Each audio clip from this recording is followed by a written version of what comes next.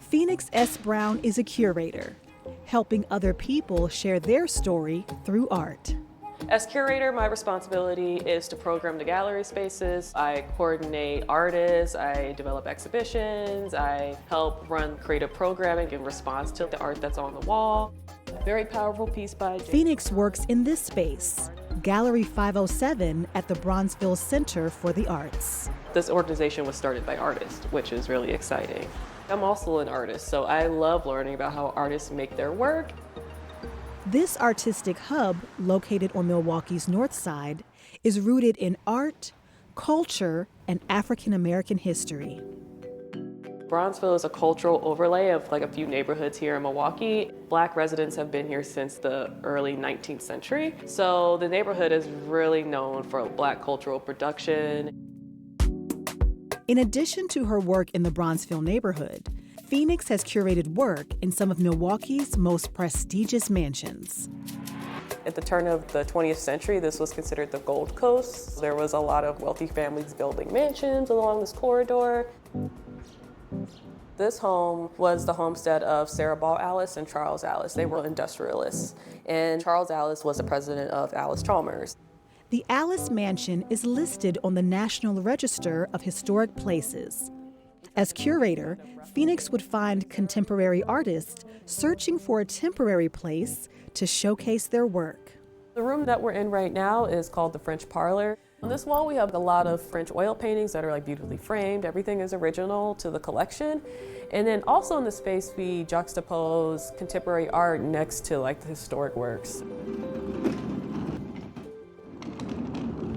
I'll just hand you one, and then I'll take the other one. And our previous exhibitions have responded to like people who identify as LGBTQIA here in the community, people of color. So thinking about critical issues of identity and hierarchies of power and feminism. When Sarah Allis passed away, she had one last wish for her art collection and this Tudor-style home. In the will, she dictated that whoever runs the home must inspire, delight, and educate with the collections. For 3 years, Phoenix was that person honoring Sarah's wish. Well, this place is special. It's like a gem of historic relevance that I think people often overlook, and it holds a lot of Milwaukee history.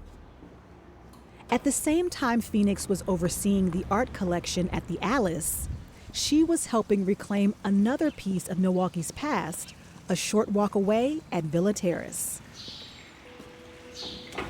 It was the original home to Lloyd and Agnes Smith of the A.O. Smith Company. Villa Terrace was constructed in 1924. The inspiration for the villa came when the family went to Italy. It kind of appears as though that you may be on the Mediterranean Sea. Preserving the vestiges of power and privilege was not lost on Phoenix as she curated the mansions. These are two homes that were owned by white people. So like finding ways to make those accessible to our largest populations here is really important. Welcoming communities in that may have never felt welcomed before, because it is intimidating. You don't really know what's possible for yourself unless you see someone that looks like you doing the same thing. And luckily in my life, I've had people who are people of color in these sorts of positions. Every place Phoenix works, representation and access are at the center of her mission. They are the first two Black men to be on a baseball team and be brothers. This is important to me because it feels like I am giving a platform to people that haven't had it in the past.